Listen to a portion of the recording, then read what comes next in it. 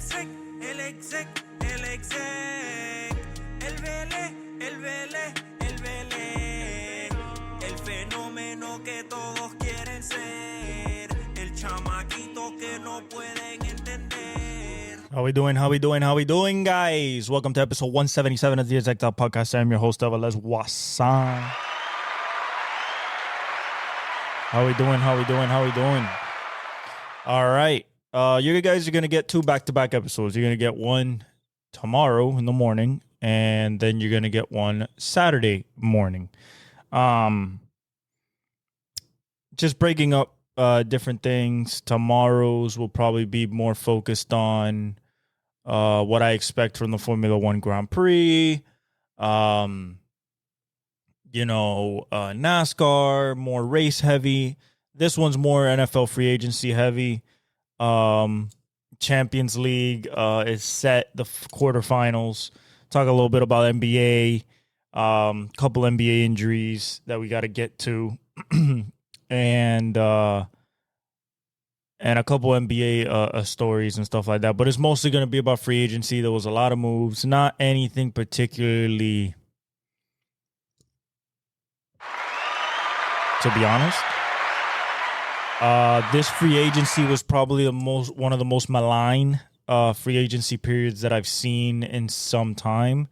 Not many big people moving. Really no stars moving. If you consider Geno Smith or Sam Darnold or DeMarcus Lawrence or a Joey Bosa, like that's the extent of like what we are. That's the star level, I guess you could say, of what happened. A lot of linemen, a lot of D tackles, a lot of 1-year deals. We're not going to go through all the 1-year deals because they are exhausting and they honestly don't make a shit of difference. We're going to go through what I think were the biggest trades, the biggest moves, the biggest signings, what I think they are going to do for those teams, and the repercussions that they take for that team in the draft. Other than that, we're going to start with NASCAR, though. Christopher Bell makes it 3 in a row at Phoenix. So he's run 3 races in a row after William Byron won the Daytona 500. If I'm being honest, the guy's just pulling it out of his ass. He defended against Denny Hamlin and his teammate Denny Hamlin and Carl Larson, who was there all day. He started making his move in stage 3, the last stage of the race. He survived the 4 restarts that led up to the green-white checkered. And he was the best car on restarts. He got the best get off. He could cut the dog leg the most. He could keep the speed on the outside, still keep his speed on the inside. It was the most balanced car and the fastest car. Just when people passed him, he passed them in restarts pretty easily. And they keep dominating. So JGR keeps dominating. Christopher Bell mostly, not just Joe Gibbs, but Christopher Bell. He's going for the championship. He was in the championship 4 last year. He should have won last year. Blaney kind of took it from him in the last few laps there. He passed him at Phoenix, ironically, last year. So he's going for a vengeance. He has 3 wins. He has nothing to lose. He's already in the playoffs. He could rack up another 10 wins. It wouldn't do much for him. He could rack a bunch of stage wins up to get playoff points. You get playoff points for winning as well. I feel like the next few races that they're going to go to, we'll talk about that more tomorrow. I think that they are a little bit more tailored for a Kyle Larson. You look like a guy like a Tyler Reddick, a Chase Elliott, even a Kyle Busch, a Denny Hamlin, a Joey Logano. I think that they will be more in the winner's circle moving forward, but Christopher Bell is having a hell of a beginning of the season. So shout out to him and Joe Gibbs Racing, making that 20 that we knew for going to victory lane all those years with Tony Stewart, Smoke, making him make that 20 proud, that number. That's a very special number in NASCAR, and it's a very special number in Joe Gibbs Racing, just like the 11 and just like the 18. So that's for NASCAR. Let's get to the Champions League. Free agency is going to take most of this episode, so we're going to get to the Champions League. Real Madrid goes through to the quarters against Arsenal, who destroyed PSG. PSG destroyed Liverpool. They're going against Arsenal, who destroyed PSV. And I'm honestly not confident. Arsenal's playing really well. They're second in the Premier League. And the way, yes, Real Madrid got over Atletico Madrid, but if you look at that second game, and you guys that saw that second game, I don't even have to talk about it. The way that after that first 20 seconds happened where the goal happened out of nowhere, just like it was Real Madrid's ball. They made a bad pass backwards. It got into the path. One pass later, and then goal. That was demoralizing. I figured that it was 2-2 on aggregate. I figured that Real Madrid would rebound, even if it took a half, and score to win in regulation. But what I've noticed from this team all year is they don't have no mental toughness. They don't have a switch like the Ronaldo teams or even the Benzema teams that you could legitimately say like, oh, okay, now the intensity has gone up. And I feel like it started with the lineup. It started with the people they put out there. They should not have put Jude Bellingham out there. He played a horrible 45-minute first half. They should have not put Luka Modric out there. He played a horrible 45-minute first half. I think he waited. I think Ancelotti waited too long for the substitutions. I think that he should have done them right at halftime. Taking Jude Bellingham out. Taking Modric out. I would have started with Brahim Diaz. I would have started with Camavinga. They were the ones that replaced Bellingham and Modric. I don't like the way Mbappe plays the beginning of the game. He plays too passive. They don't play like a team. They play like a group of individuals. And in soccer, you cannot do that. Like you have to play as a team.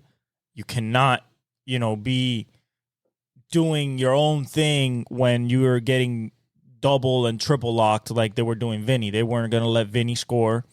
That was evident.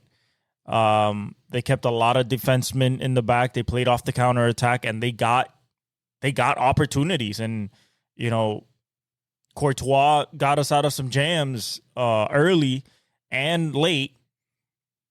But we should have won this game in regulation. Vinny missed a absolute horrendous penalty. Horrendous. I don't understand how you're a superstar player, one of the top 5 players in the world, and you approach a penalty in the Champions League that you've never missed. You've never missed a penalty kick in the Champions League. And you go up there knowing that it's 2-2 on aggregate. All you need is a goal to move on in regulation, not go to penalties, not go to extra time, risk injury. And you lean back. You try to hit it as hard as you can, and that shit goes 40 yards that way. I don't understand. You should have just played the goalie You should have played mind games with him, approached the ball with confidence. I don't know why Mbappe didn't take it. It was Mbappe's penalty. Mbappe's the one that caused the penalty. So I don't know. They talked at the spot, and ultimately, I guess Vinny won the rock, paper, scissors, or whatever the hell they did. But honestly, I would have had Mbappe take that because Mbappe was kind of playing better at that point. Vinny was attacking, but he was attacking by himself. He wasn't really like playing with the team.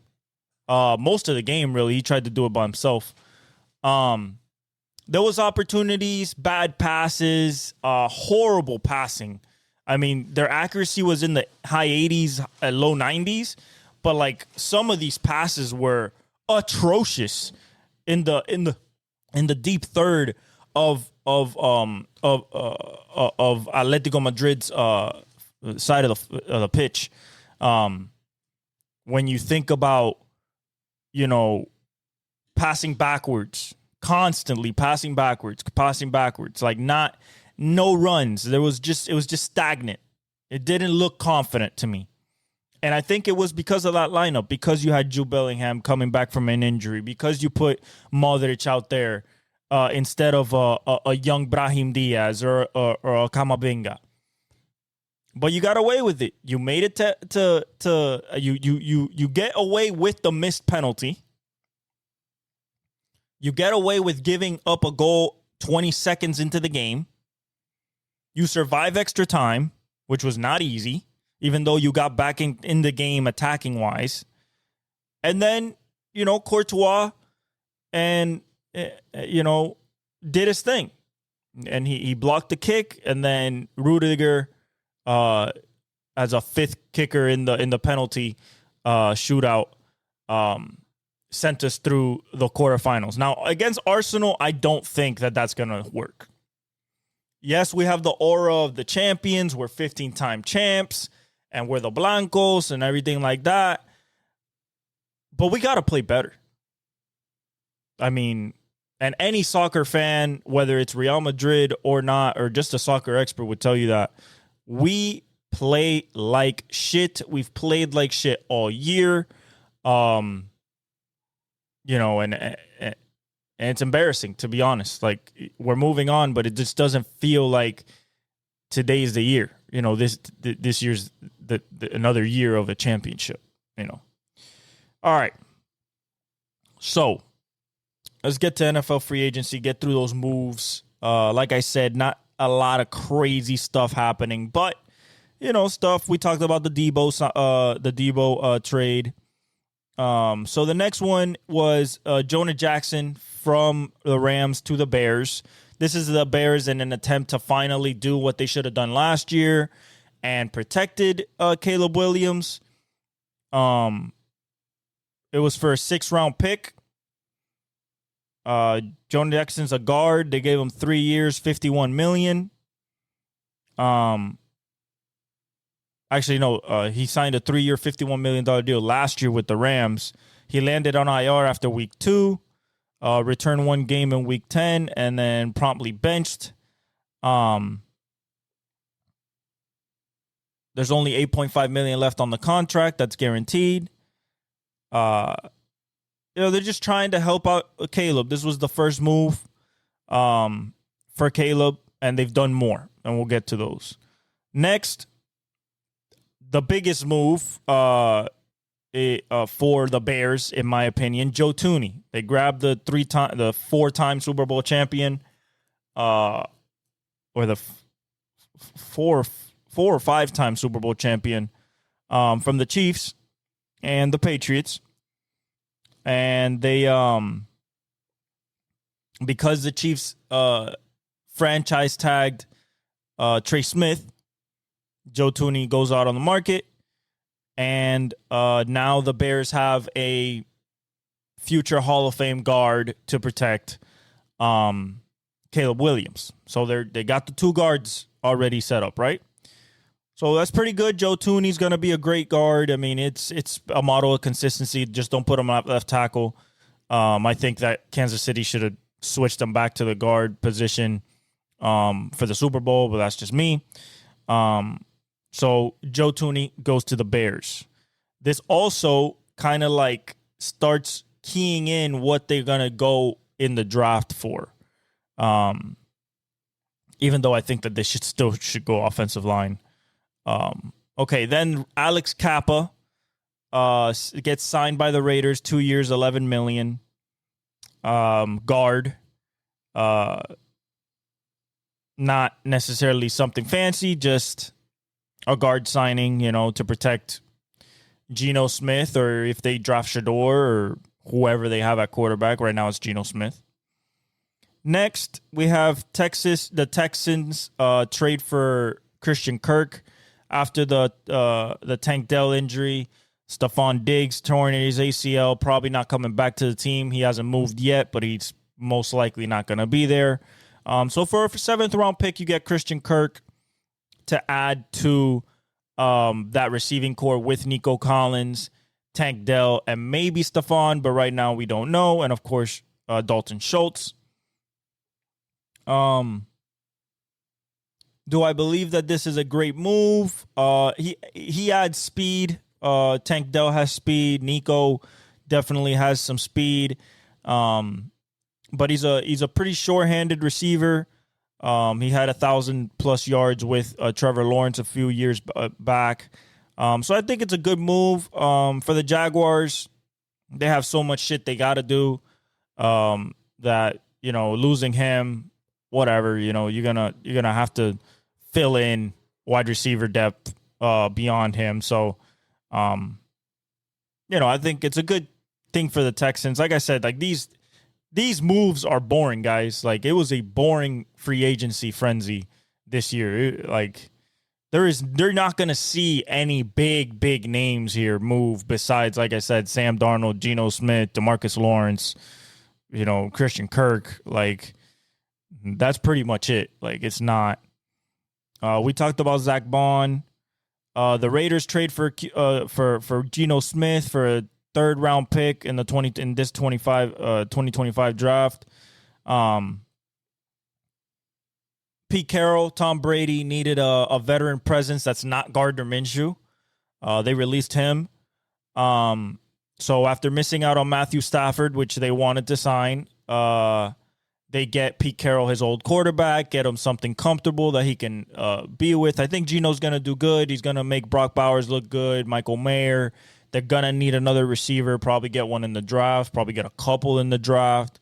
But overall, I think for the Seahawks, they bring in Sam Darnold, which we'll get to later. But Tom Brady looking for a solid starter to start his reign as part owner and brain trust there. I think it's a pretty good deal. Geno Smith is probably the best quarterback they've had since Jimmy G, to be honest. But I still think they should take Shador Sanders there at the sixth spot. So we'll see where they go. Next is the Ravens re-sign Ronnie Stanley. He was a big topic of conversation. Where was he going to re-sign? Was they going to move him? The deal's 3 years, $60 million. The left tackle for Lamar Jackson's back, so they don't have to worry about that left side. So just a re-signing, good re-signing for the Ravens. Next, you got Myles Garrett gets extended, 4 years, $160 million, $123.5 guaranteed. This puts into question now, is Micah going to get his money? Is Trey Hendrickson going to get his money? Because this breaks the record, essentially, after almost forcing his way out, saying that he wanted to be traded, he wanted to win. They just said, nah, bro, here's 4 years, here's $123.5 million guaranteed, $160 million total, and shut up and be a Brown for basically, I think, what's going to be the rest of his career. They weren't going to trade him, obviously. They give him $40 million a year. This also affects Jamar Chase because that's what's probably what he was looking for as the number one receiver in the league. So, I think Cleveland, they're not going nowhere. Honestly, I don't think that they will go anywhere. Maybe if they draft Cam Ward at the 2nd spot, but he might be gone after the Titans, unless the Titans go Travis Hunter or Abdul Carter. So I just think it's just to keep like your best player, the guy who sells the most jerseys, pay him what you got to pay him and just move forward, because you weren't going to trade him, obviously. Then you got the Steelers trade for DK Metcalf for a second-round pick and a late-round pick swap. Then they paid him, gave him $150 million, with $30 million a year. So basically a Tyreek Hill type of type of deal there. If you don't have the quarterback set, and they still don't, they're in between Aaron Rodgers. They lost Justin Fields. He went to the Jets. We'll get to that. Mason Rudolph is back. Kenny Pickett obviously now is with the Browns, I think, which I think we'll get to that a little bit later as well. Are they going to go something in the draft? Will they look at a Kyle McCord? Will they look at a Jackson Dart? Will they look at a Jalen Milroe? Are they going to go after an Aaron Rodgers? They can't go after a Sam Darnold. He's with the Seahawks. There's not much out there in terms of quarterbacks right now. Kirk Cousins is going to stay with Atlanta. So they have to find a quarterback. I'm thinking at this point it will be Aaron Rodgers, maybe. But right now they have DK Metcalf, George Pickens. DK will wear number 4. George keeps his number 14. And not much else on that offensive side. Not much else.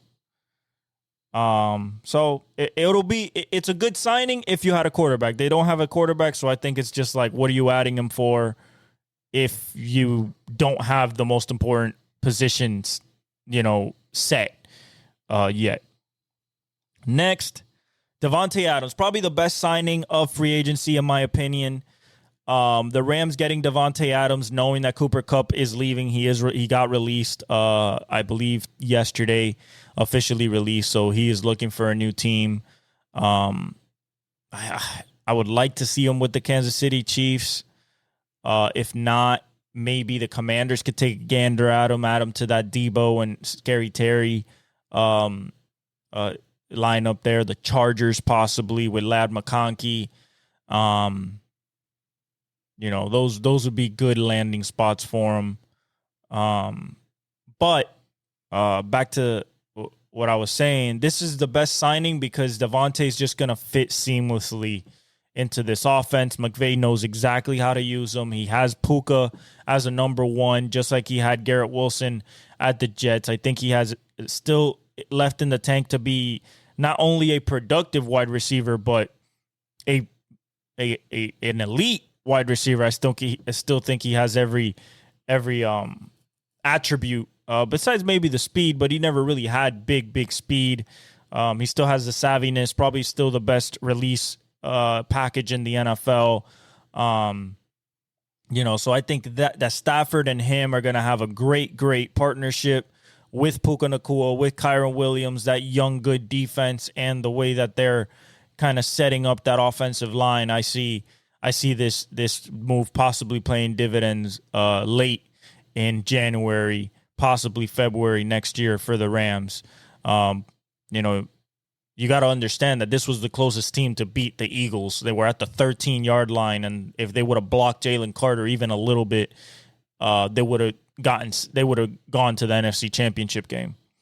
So the deal's 2 years, $46 million, $26 million guaranteed. Pretty good for him as a veteran elite receiver. I think that honestly, I think it's a great move. And like I said, I think it's the best move of free agency so far for the Rams. And, definitely something that we could see pay dividends week 1 next year. Okay. Patriots sign Harold Landry from Tennessee, gives him 3 years, $43.5 million, $26 million guaranteed. They're just trying to get after the quarterback. Harold Landry was doing pretty good before he got hurt. He has 19 and a half sacks over the last 2 years. So as the Patriots rank last in defensive sack rate in 2024 with 4.7%. Landry's win rate has been okay in recent seasons. His 15% pass rush win rate is almost the exactly average of a starting edge. So it's production. It's not elite. Like I said, there's not a lot of crazy moves that happened. But it makes the Patriots better on the defensive side of the ball. So, we'll see what happens with that, how he does. Next is Devon Godshaw, a former New England Patriot. He gets traded to the Saints for a 7th-round pick in 2026. Patriots couldn't afford it. That was basically it. They let him walk out the door. That's probably why they added Landry, even though he's an edge and Godshaw's a D tackle. But the Saints don't know what they're doing right now, as in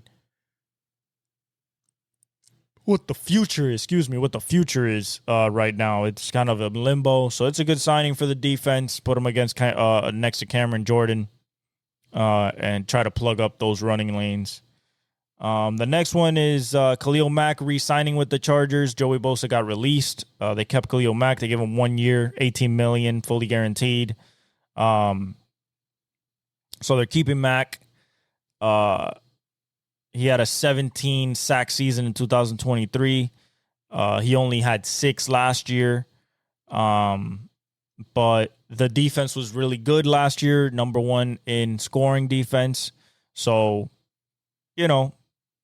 give the future Hall of Famer another $18 million, 1 more year, see how productive he can be. And if, it's the last legs, then, you move on next year. But, if you're going to move on from one of them, you had to move on from the guy who was more injury prone. So they kept Khalil Mack. Next, we have Buccaneers signing Hassan Reddick, the old guy, to try to generate some type of edge pressure over there. They've been needing help with that for years, ever since the Brady Super Bowl. So, Todd Bowles gets another weapon on the defensive side, although old but savvy in the Super Bowl champion. Actually, no, he wasn't on that team. He might have been. I'm not sure. But, Hassan has one of the best bends in the NFL, a great get-off. He's 30 years old. So he's kind of on the older side for edges, but I think that he'll be definitely a welcome addition to that Tampa Bay D-line. 1 year, $14 million, 12 million guaranteed, nothing crazy. Then Chiefs signed Jalen Moore, which is the guy that was a backup to Trent Williams in San Francisco. Might be a diamond in the rough here. He did pretty good in the 6 games that he started. They gave him 2 years, $30 million. Now that Joe Thuney walks out the door, they need a left tackle. This is the next iteration of the left tackle for the Chiefs after trying 4 different starters in the last 6 years. And yeah, it's going to be very interesting to see if this pans out. If it does, we'll have a great season from the Chiefs. If it doesn't, they'll be scrounging again, doing dump-off passes because they can't protect the edges. And we might have a repeat of what happened in the Super Bowl. Kingsley Sumayataya will be in his 2nd year. We'll see what happens there after a rocky rookie season after he got benched. But as Trent Williams' former backup and having a pretty good, a pretty good showing in those games, in 12 starts, I think that 2 years, $30 million, we'll see what happens, but they needed to do something. I think that they'll do something in the draft as well to try to shore up that left side. But they also need pass catchers, so I would look into a Cooper Kupp, a Tyler Lockett, for them, but we'll see because there's also some good receivers in this draft class. Not great, but, some legit fast and good receivers. So we'll see what they do here in the upcoming draft here. Bears signed Drew Dahlman, the center, 3 years, $42 million, $28 million guaranteed. 9 games with the Falcons last year.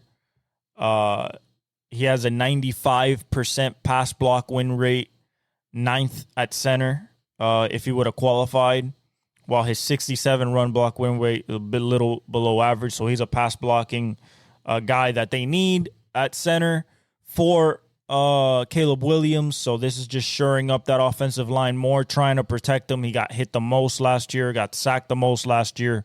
So they're trying to definitely not have that happen again. Good signing for them. I think that it'll work. Bengals re-signed B.J. Hill, the DT, 3 years, $33 million, $60 million guaranteed. Still haven't signed Trey Hendrickson or Jamar Chase or T. Higgins. None of those contracts have been done yet.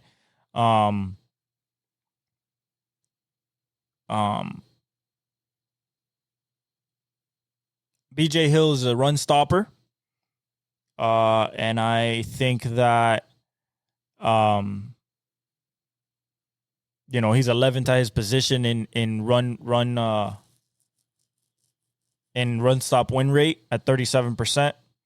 So, they need to keep stopping the run. You're in a division with Nick Chubb, with Derrick Henry. You need to be able to stop the run. It's just what it is. So, it's a good, he's 29, 3 years, $33 million, $16 million guaranteed, good re-signing, but they still have to sign T. Higgins. You still have to sign Jamar Chase. You still have to, if you're gonna even try to bring back Trey Hendrickson, which you should, but we'll see. Commanders signed Javon Kinlaw. I think this is a good signing after he was hurt. 3 years, $45 million, $30 million guaranteed, pretty hefty. Jets signed him last year. He did produce the best season of his career, recorded 4.5 sacks. He had a 10% pass rush win rate at the defensive tackle, 15th best, slightly above average, 35% run stop win rate, 19th best, slightly below average, but both were career highs. He isn't a needle mover. None of these guys are, but, I think it's going to help him stop the run. And possibly get a little bit after the quarterback. They need that. Commanders are not good up front. They lost Jonathan Allen.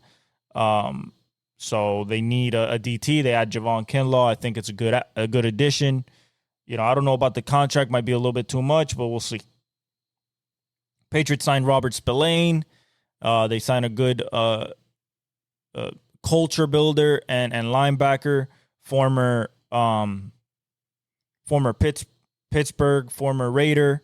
They give him 3 years, $37.5 million, $20.6 million guaranteed. Mike Vrabel has a new linebacker that he can tutel under his tutelage. We'll see how this goes. It's a Patriot signing, linebacker, nothing fancy here, just culture signing here, build that new Mike Vrabel tough style of approach to the game and toughness. I think it's a good signing for the Patriots. We have Chris Godwin re-signing with the Buccaneers, 3 years, $66 million, $44 million guaranteed. So he's still with Mike Evans. They might draft another wide receiver in this draft. With the injuries to him, that's the problem. But I think that without the injuries, he's easily a top 20 receiver in the NFL. So at $22 million per year, and considering T. Higgins is not available, that DK cost $30 million, and they couldn't get him. Devontae Adams cost $23 million per year. Godwin getting Godwin back at this price is pretty good. And you keep the playmaker for Baker Mayfield alongside Mike Evans. He's 29 years old, coming off of the ankle injury. But we'll see if he goes back to his Pro Bowl form. from his 2022 season. So we'll see. I think it's a good re-signing. They need to keep that receiving core together. Next, Dan Moore Jr., offensive tackle, 4 years, $82 million, $50 million guaranteed. The Titans sign him possibly to protect Cam Ward. We don't know because I definitely not Will Levis. I tell you that. He's coming off a great year. Career highs in both pass block win rate with 93%, 11th best out of 66, and run block win rate 76, 23rd best. He's gonna keep improving. I think that this is a great signing for the Titans, especially if they're thinking of drafting Cam Ward number 1 in the draft. You need to protect him. Don't be the Bears last year. So I think it's a great signing for the Tennessee Titans. Carlton Davis III, former Lions and Tampa Bay Buccaneer. He signs 3 years, $60 million, $34.5 million guaranteed with the Patriots now that Jonathan Jones leaves. So to pair him up with Christian Gonzalez as your 1-2 corner combination, that's pretty good to me, especially when you're dealing with Buffalo and Miami to a certain extent because of Jalen Waddle and Tyreek Hill, and the Jets with Garrett Wilson and whoever they want to add to that. But I think this is a good signing for the Patriots. They're just shoring up that back end. Carlton Davis and Christian Gonzalez is a pretty solid 1-2 corner duo there. Lions signed DJ Reed from the Jets, 3 years, $48 million. So they lose Carlton Davis, get another solid cornerback to pair up with Terry and Arnold. And of course you got Branch there, so that could do anything, the star position. 3 years, $48 million, pretty good. DJ Reed plays pretty good on the outside, was on the other side of Sauce Gardner. He's 28 years old, consistent player. So I think that he's going to be pretty good in that defense. No Aaron Glenn no more, so we'll see what happens with their new defensive coordinator. But I think it's a very good addition after losing Carlton Davis III. Then we have Justin Fields signs with the Jets, so they have their new quarterback, 2 years, $40 million, $30 million guaranteed. So he didn't stay with the Steelers. They played with him. He was 4-2. They benched him. Never played him again, only in packages. Even when Russell started struggling, they still didn't play him. So we'll see what they do. We'll see what Aaron Glenn, funny enough, Aaron Glenn does as a quarterback, what they can do with him. He gets reunited with Garrett Wilson, so that should be, maybe you get some Ohio State synergy there. But other than that, you're going to probably see him run, not pass a lot. I don't see this as a move that will get the Jets anywhere closer to where they need to go. I think this is just a patch for maybe next year to draft an Archie Manning or, any of the quarterbacks that are coming out next year. So I think this is just a stopgap, to be honest. But it's better than nothing. It's better than Gardner Minshew. It's better than a Daniel Jones. Possibly not better than a Sam Darnold, but Sam was not going back to New York. So they made the most of what was available. And you got Justin Fields after releasing Aaron Rodgers. The Seahawks then signed Sam Darnold after trading Geno Smith, 3 years, $105 million, $55 million guaranteed. Basically the Baker deal that he got after that great year with Tampa. Do I believe this was going to work? No Tyler Lockett, no DK Metcalf. All you have is JSN right now. You're going to have to add to that receiving core. I think you should look at this is a team that should definitely look at a Cooper Kupp. If you can offer T. Higgins something, try to go after him. But Stephon Diggs possibly. But he's coming from Justin Jefferson, Jordan Addison, Jalen Naylor, and T.J. Hawkinson. So, and of course Aaron Jones as a catching running back. So he's going to need some help back there. He has KJ Walker. He has Kenneth Walker. He has JSN, but not much after that. So they need to add some stuff either in the draft or in the remaining of free agency to help him offensively. Patriots signed Milton Williams from the Super Bowl winning Eagles, 4 years, $104 million, $63 million guaranteed. He earned it. He's no longer underrated. He was really good last year. 5 sacks on 14% pass rush win rate at defensive tackle, 6th best at the position in the regular season. He had 2 sacks in the Super Bowl. $26 million a year is pretty good. They had the most cap space this year anyway, so they can deal out money. I think that this will be a great addition for the Patriots. They stole him from Carolina. Carolina supposedly had a deal in place, but then the Patriots just offered more because they could. And I think Milton Williams is going to be a welcome addition to that D-line for Mike Vrabel. Then we got Commanders trade for Laramie Tunsil from the Texans. After a couple concerns of locker room and just performance last year, Laramie Tunsil gets moved. The former All-Pro. Commanders get Laramie Tunsil and a 2025 4th-round pick, as the Texans get a 3rd-round pick this year, 7th-round pick this year, next year 2nd-round pick, and a 4th-round pick next year. I believe he still has to sign a new contract. But you need to protect Jaden Daniels. I think that you put Laramie Tunsil there and you forget about that left side of the line.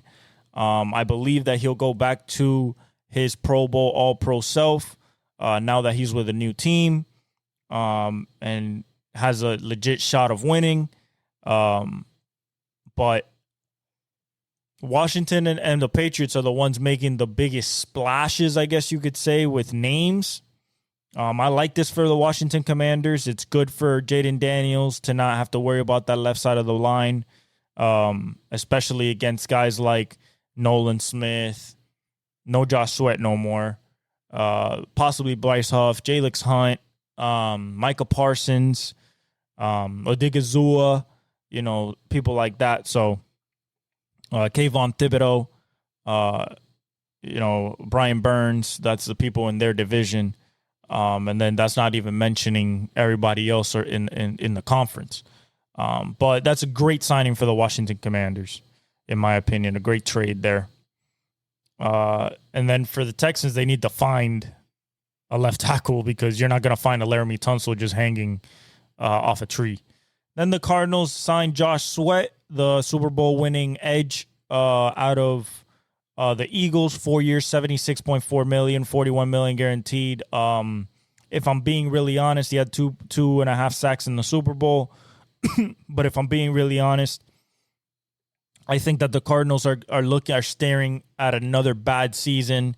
So I think he just did this for the money, unless he becomes the next, I don't know, Trey Hendrickson.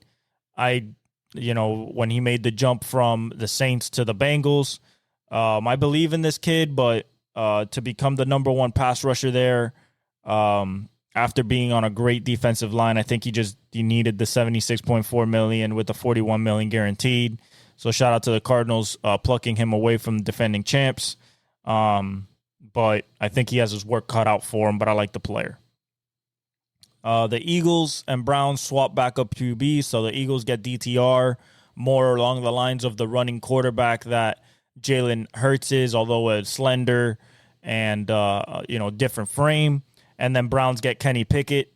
So the Browns have one quarterback right now, and his name is Kenny Pickett, because Deshaun Watson is not going to play because of the Achilles injury. So, DTR has some upside. He's obviously not going to usurp Jalen Hurts. The Eagles actually get a 5th-round pick along with DTR, so that's how bad Kenny Pickett is to the Browns. And do I think that he's going to start? Possibly, because Kirk Cousins is staying at Atlanta. Sam Darnold's off the market, unless I don't think they're going to go after Aaron Rodgers. They have the ability to possibly draft Cam Ward, but then again, it's all depending on what the Titans do with that number 1 spot. If they take Cam Ward at 1, I'm guessing Shador is on their radar, if not Abdul Carter, because he's there, or Travis Hunter. So we'll see, but they just swap backup QBs, nothing crazy there. Guard Aaron Banks goes 4 years, $77 million to the Packers. So they're trying to keep, now they can move Elton Jenkins or Sean Ryan to center and replace the unrestricted free agent Josh Myers. I think that, honestly, what I'm seeing here is just the Packers trying to protect Jordan Love a little bit more, trying to also get rid of old guys on their line, move around some people. But, we only see if this works when we see the season start. So we'll see what happens. Supposedly, he's 38th out of 64 guards in his pass block win rate, and his run block win rate, he's 69th with ranch 46. So not crazy, just a mid-tier possible starter there. Malcolm Kuntz, he got hurt last year. He re-signs 1 year, $12 million with the Raiders to stay with Max Crosby after missing the whole season with a knee injury. He had a promising year the year before with 8 sacks and a 17% pass rush win rate, 22nd out of 50 qualifiers in his first season as a starter. After he basically knocked Tyree Wilson out of the depth chart as the number 1, next to Max Crosby. So I like him. Good re-signing for the Raiders. 1 year, $12 million. Not that bad. Grady Jarrett, the long-time Atlanta Falcon D tackle, signs with the Bears, trying to get that pass rush, interior pass rush, to go get guys like J.J. McCarthy with the Vikings, or Jordan Love with the Packers, or Jared Goff with the Lions, trying to go get after him through interior pressure. They give him 3 years, $43.5 million, $28.5 million guaranteed. He's been in the league already 10 years. I think that, entering his age 32 season, can he have a resurgence? I believe so. But we'll see. I think that he's just a run stopper at this point in his career. Colts sign Charvarius Ward from the 49ers.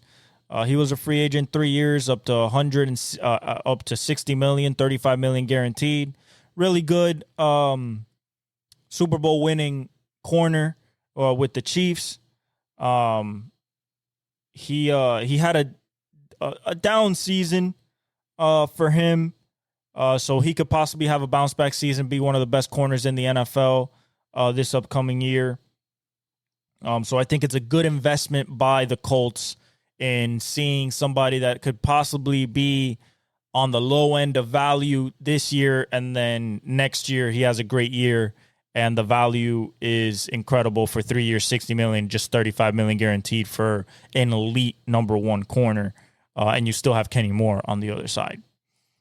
Next, you have the Panthers signed Tershawn Wharton, the D tackle from the young D tackle from the Kansas City Chiefs.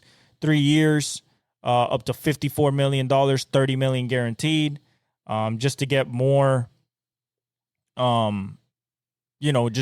just more pressure up the middle of the field. When you're facing Michael Penix, when you're facing, what it's looking like to be Derek Carr, and Baker Mayfield, you want to get to the quarterback. You have no Brian Burns, obviously, because you gave him all last year. So that's a good signing for them. I think Wharton will be pretty good in that defense. He was next to Chris Jones in the Chiefs, but he's still young, and I think he could possibly blossom there in the Panthers. Next, you have Chase Young gets re-signed by the Saints, 3 years, $51 million. Looks like he did enough. You know, he didn't have a great year, but you know, he's still a former number 1 pick, a former number 2 pick that has still a lot of promise. We don't know. Like I said, I think they're the most lost team in the NFL, them and the Cardinals at this point. Maybe the Cowboys too, but they're a little bit more put together. But I think that, you know, we'll see what happens. Hopefully he gets to that level that he was at Ohio State. He was a number 2 pick. But I just don't know. I haven't seen it in the NFL yet. So he's not 26 yet, so he's still young. But we'll see how that works. I think that it could be good, but at the same time, I think it's a risky move. Paulson Adebo, cornerback, he signs 3 years, $54 million, $38.5 million guaranteed with the Giants. Basically, you know, trying to somehow, some way stop the passing game of the Eagles, of the Commanders, of the Cowboys in a certain extent with CD. I think that, you know, he's pretty good. He's not great. He was the number 1 ranked cornerback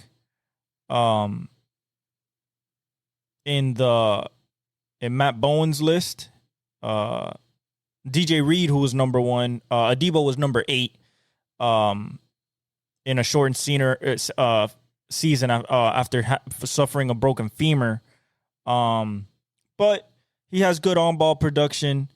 So, you know, we'll see how he plays with the Giants this year. Remember, anybody that goes over there goes to basically die. So we'll see what happens. Vikings signed Jonathan Allen from Washington Redskins. They gave him 3 years, $60 million. Sure up that D tackle spot with an all-pro. I think Jonathan Allen still has a lot in the tank. I think he's going to show it at the Vikings, feeling that he has a chance to win, although Jonathan Allen, you know, had a chance to win last year, but, you know, now with a fresh start at the Vikings, I think he's going to do great. I think he's going to do good. And that gives Jerzon Newton finally his runway at the Commanders to be a dominant D tackle. That's why they drafted him. So hopefully one All-Pro leaves to a future All-Pro. That's what the Commanders are hoping. And Vikings are still hoping that they get an All-Pro Jonathan Allen, which I think they will. He's a really good player. The Giants sign safety Javon Holland from the Dolphins, so we lose our All-Pro safety at the Dolphins. We haven't done shit in free agency, so I really don't care. 3 years, $45 million, $30.3 million guaranteed. We couldn't pay him, so you know, I think he's going to do good at the Giants. He's a great safety, you know, overall. So I think that this is a great signing for the Giants and good contract for Javon. Couldn't get it in Miami, so he goes to the Giants. Probably not going to do nothing this year unless they somehow get their hands on Cam Ward or Shador. And even then, they have to protect them, so we'll see what happens there. But I think it's a good signing for the Giants, signing the former All-Pro. Vikings signed Will Fries to a 5-year, $88 million, the guard. It looks expensive. $88 million, 5 years. They must believe in him.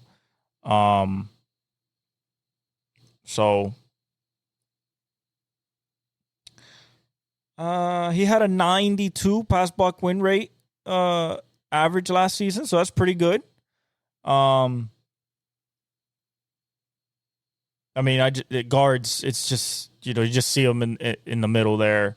When they pay them this much, you have to see it in the season. I think it's going to be a good move, but we shall see when they strap up Texans swap CJ Gardner-Johnson and guard Kenyon Green.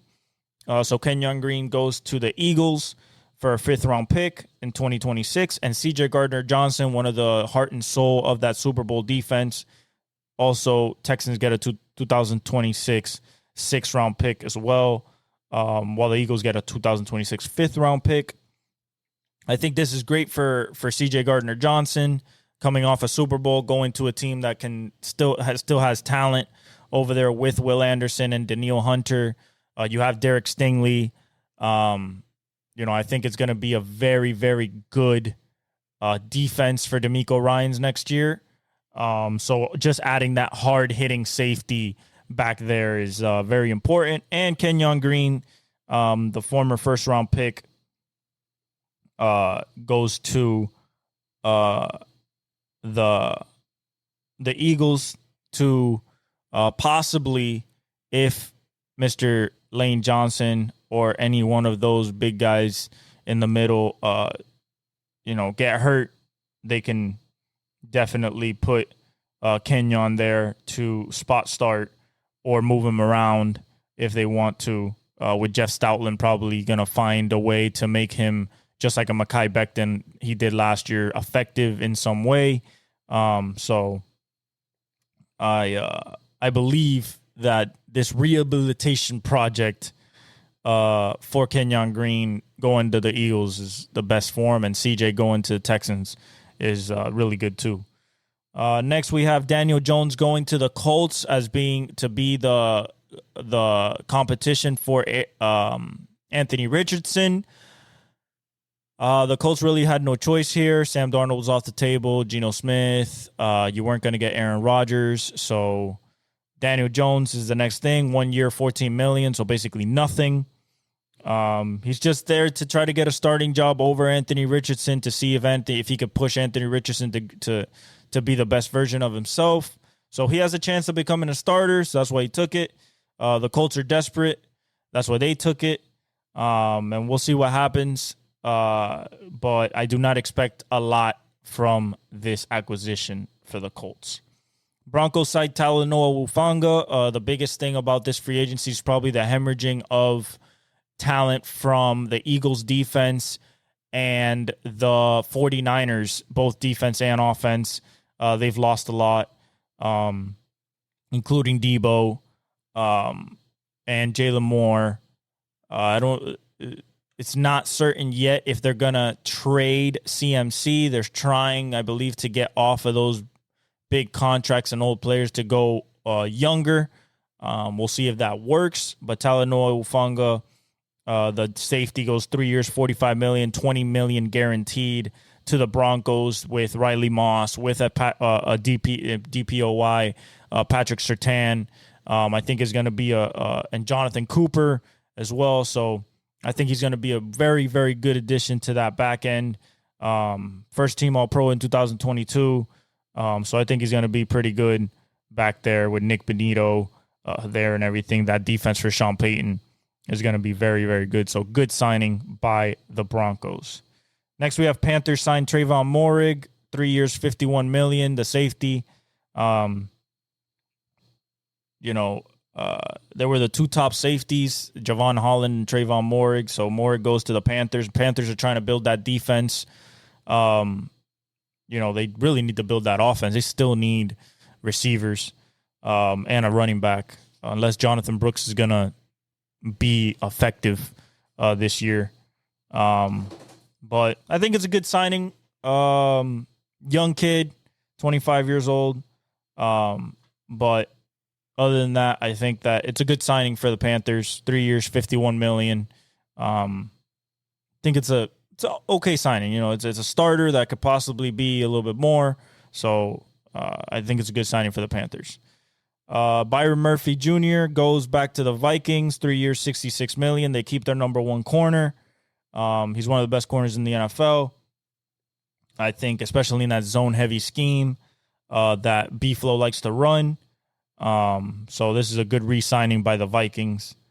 Next, you have Dayo Odengbo. He signs with the Edge. He signs with the Bears. 3 years, $48 million, $32 million guaranteed. the 2021 second-round pick. Recorded only 3 sacks this past season after posting 8 in 2023. But he has underlying metrics that look good. So we'll see how that works. But, something to add to that Bears defensive line along with what you added before. So do I think it's going to make big dividends? Do I think he's going to be a star? Probably not, but it's a good depth piece there at edge. Cowboys signed Javonte Williams, the running back from the Broncos, 1 year, $3 million, so nothing. I still think that they're going to draft Ashton Genty. They lost Rico Dowdle. We'll talk about that a little bit later.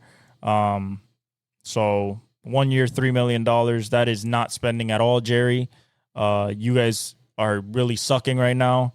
And Javonte Williams ain't going to get you anywhere. So next is Justin Reed, safety, Super Bowl winning safety for the Chiefs. He signs a 3-year, $31.5 million deal, $22.5 million guaranteed with the Saints. I think he's going to do good with Tyrann Mathieu there. And other than that, I still think that they're lost. Justin Reed's just going to go over there because he got the bread. He didn't get it from the Chiefs, so he got it from the Saints. I think he's just going to go over there and play good, but, not do really anything. That team is not doing anything, in my opinion. DeAndre Hopkins signs with the Ravens, 1 year, $5 million. Just to add to Zay Flowers there and Rashad Bateman. He didn't do much for the Chiefs last year outside of one game. So we'll see what he does with this offense. He's probably going to be the number 3 behind Rashad Bateman. And of course Mark Andrews, so maybe the number 4. I think he could still get into those intermediate places and get first downs. He's not the crazy athlete he used to be. I think he can still go over the top and catch a good ball, 50-50 balls. But it's a good depth piece for the 12-year veteran, future Hall of Famer in DeAndre Hopkins to the Ravens. Another weapon for Lamar. Joey Bosa gets released by the Chargers, goes to the Bills. This is kind of like the Von Miller signing for them. 1 year, $12.6 million. He's just going to chase a ring at 29 years old. He's been hurt the last few seasons. He was really good when he got into the league, especially until 2019. But it's been hurt the last few seasons, just like Von Miller. Bills sign him to see if he can pop and have a great season at 29 years old. So we'll see if he gets back to that all-pro form with the Bills and gets pressure on the quarterback for them and becomes possibly their number 1 rusher. Cameron Bynum, the former Viking safety, he signs 4 years, $58.5 million with the Colts. I think that is a good signing for the Colts to put him with Charvarius Ward and Kenny Moore. That's a nice back end to have. I like Cameron Bynum. Not a crazy player, but a good player, a good starter. And I think it's a good signing for the Colts, another team that is possibly staring at limbo along with the Saints. And in their division, you have Tennessee, who doesn't know who's going to be their quarterback, Jaguars, who doesn't know if their quarterback's any really good, and then the Texans, who have to figure out that offensive line and just got rid of their best offensive lineman. So, whatever these teams do at this point is kind of filler. But I like Cameron Bynum signing for the Colts. Next, you got the Chargers sign Najee Harris, 1 year, $5.25 million. This is a depth piece, probably behind J.K. Dobbins. Yeah,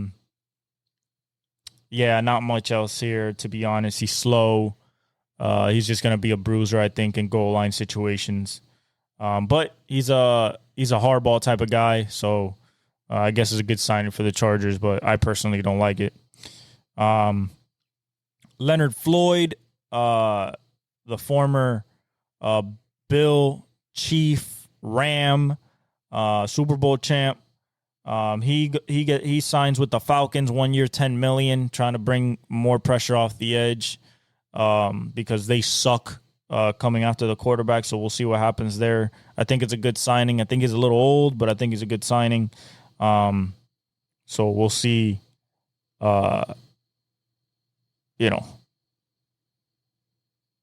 had a nice year. He had 10.5 sacks, 16% pass rush win rate at edge. His fastest pass rush get off, 0.77 seconds in years. So he looks like he is back to being himself a little bit. So I think it's a good signing for the Falcons, who need help getting after the quarterback. Rams signed Poona Ford, former Chief, D tackle, just to stop the run. 3 years, $30 million, $17 million guaranteed. So they paid him off pretty good. Oh no, he was with the Chargers. Oh, my bad. Yeah, he was with the Chargers. Yeah, just stopping the run. That's what he's there for. Man, is it just me, guys? I know that I sound boring, but like these moves sound boring. Like, you can't blame me for, not being enthusiastic about these mid-ass moves. Like, I don't like these, bro. There's nothing here to be excited about. I haven't seen one move yet besides maybe Devontae Adams. Cowboys trade for Kyrie Elam, the former first-round pick for the Bills that didn't pan out at corner. Of course, the Cowboys go get him. With Harris, their cornerbacks coach over there, probably trying to turn him into a better version of what he is right now, because he's not good. So Kyrie Elam and the Cowboys get Kyrie Elam, 2025 6th-round pick 204, and the Bills get a 2025 5th-round pick 170, and the 2026 7th-round pick. Yeah, I mean, he sucks. And I'm a Gator, and he's a Gator as well, and he sucked. He sucked from day one. He's gotten cooked a lot. So we'll see what Harris does if he has his magic with the Cowboys and makes a good corner out of him. Javon Hargrave signs with the Vikings. 2 years, $30 million, 19 guaranteed. After Wharton and Milton Williams, this was probably like the next guy there. Javon Hargrave was hurt last year as a 49er. But I think that, he played 3 games last season. But I think it's a pretty good signing. He had a partially torn right triceps last year. I think he's going to be good. He's still young. So I think it's a good signing for the Vikings over there to pair him up with Dallas Turner and try to see if Dallas Turner turns the corner and becomes the guy who was supposed to be at Alabama when they drafted him in the first round last year. I believe at the 8th. No, it was like the 16th pick or something like that. But the Vikings need to get after the quarterback. They're another team that just can't get there after they sent Danielle Hunter to the Texans last year. So we'll see what they do. But I like the Javon Hargrave signing. Broncos sign Evan Ingram, 2 years, $23 million, $16.5 million fully guaranteed. Bo Nix has a nice safety blanket that has some speed. He's been productive after a torn labrum and a hamstring injury last season. I think he's going to come back with a vengeance. I like the way Sean Payton uses his tight ends. I think he's going to be good. I think it's a good signing for Bo Nix and the Broncos. Steelers signed Darius Slay Jr. after getting released by the Eagles after winning a championship. They give him 1 year, $10 million, fully guaranteed. He still can play. He still has speed to cover at 34. He's an old cornerback, but he's still really savvy, especially in zone. And you put him with Joey Porter Jr. and Minkah Fitzpatrick. I think he's going to be pretty good there. But only time will tell, because he could get cooked by Jamar Chase. He could get cooked by T. Higgins. The Browns don't really have anybody. And, of course, you could have Zay Flowers, Rashad Bateman probably cook him as well. So we'll see how that goes over there in the Steelers. Cowboys trade for Kenneth Murray from the Titans, the linebacker. Cowboys get a 2025 7th-round pick, pick 239. And the Titans get a 2025 6th-round pick, pick 188. With Eric Kendricks being an unrestricted free agent, Demarion Overshown recovering from tearing multiple ligaments in his right knee. They needed to add a linebacker, so they got Kenneth Murray. He's okay. This is just a depth piece because of the injury and Eric Kendricks not coming back, being a restricted free agent. So Cowboys are still not addressing what they need to, which is Micah Parsons and the wide receiver position, and the running back position. Like I said, Javonte Williams is not going to be something to be and about. So the Cowboys are really looking to make hay in the draft, I'm guessing. Kevin Zeitler, the guard, signs with the Titans, 1 year, $9 million. He was with the Lions. He played pretty well. He is old. He's 35. But he's a good pass protector, and if they're going to get Cam Ward, you need to protect him in the interior. So that's a good signing for the Titans. You have the Panthers signing Rico Dowdle, so Dallas allows Rico Dowdle to get out of there, which was probably their most productive running back last year. 1 year, $3 million. They didn't pay him anything. Value pick there with Jonathan Brooks and Chuba Hubbard, probably be the third scat back there. But to be honest, I don't think that moves the needle at all. It's like a third running back, basically, so that's not much there. Titans signed Draymond Jones to 1 year, $10 million, the D lineman, to stop the run, obviously. And that's pretty much it, guys. Like I said, it was very, very, very, very... And Gardner Minshew went to the Chiefs as the backup because Carson Wentz is a free agent. Very nonchalant, mundane, just not fun free agency frenzy. We thought it was going to be a lot more chaotic. It hasn't been at all. Things that are still pending: Jamar Chase, T. Higgins, Trey Hendrickson.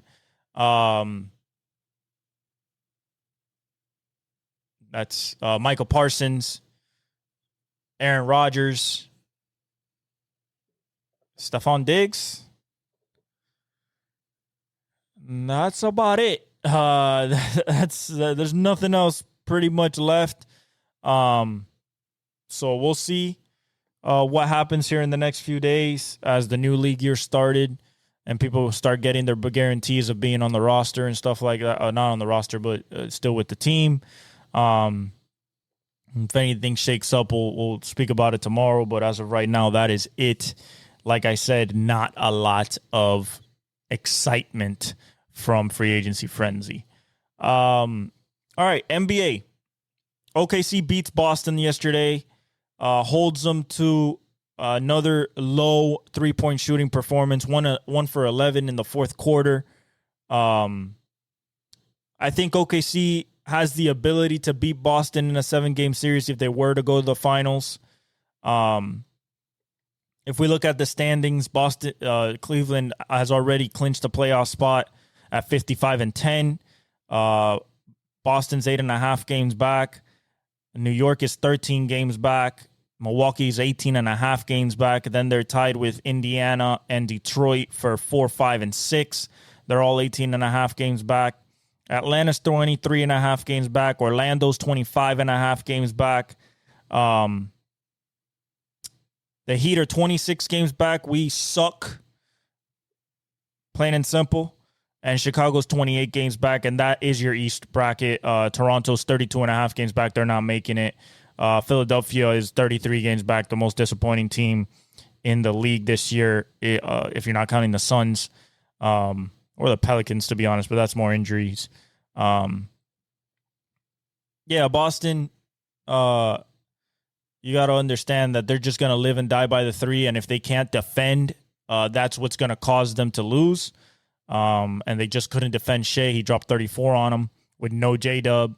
There was no KP, but that didn't matter. And they beat him in Boston. So definitely a statement there. In the Western Conference, OKC also clinched a playoff berth with the win yesterday. But they look really good. J-Dub is a little hurt right now, but he'll be back. They're 12 games up on Memphis, so they're not getting caught anytime soon at all. It's over. Memphis is 12 games back. Then Memphis and Denver are tied at 12 games back for 2 and 3.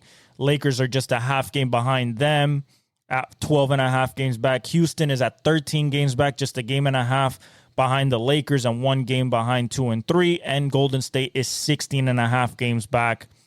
3.5 games behind Houston for that 5th spot. Minnesota is 16.5 games back, tied with Golden State, 6 and 7 there at 16.5 games back. Clippers are 18 games back. Sac is 20 games back, and Dallas is 21.5 games back, with Phoenix being 24 games back. I believe this is your Western bracket with 17 games left. The Lakers, LeBron has a groin injury. He is day-to-day or week-to-week right now. So Luka is going to have the reins for the foreseeable next couple of games. See how that works. They're in the 4th spot. They have no Rui. They have no Rui. They have no Jackson Hayes. So we'll see what happens there. Denver have to figure it out with trying to not overexert Jokic. He was very tired against the OKC and Golden State yesterday. So as Golden State beat Denver yesterday or 2 days ago. But, in reality, no, not Golden State. Who? They beat, so Jokic dropped a 30, 20, and 20, which is the first time ever that's ever happened in the NBA. Then he lost to OKC in Denver, and then the next day on Monday against OKC again, they beat OKC, and he dropped a 30-point triple-double. But they're just using him too much. The usage rate is high. He really doesn't have a second real co-star besides Jamal Murray, and everybody else.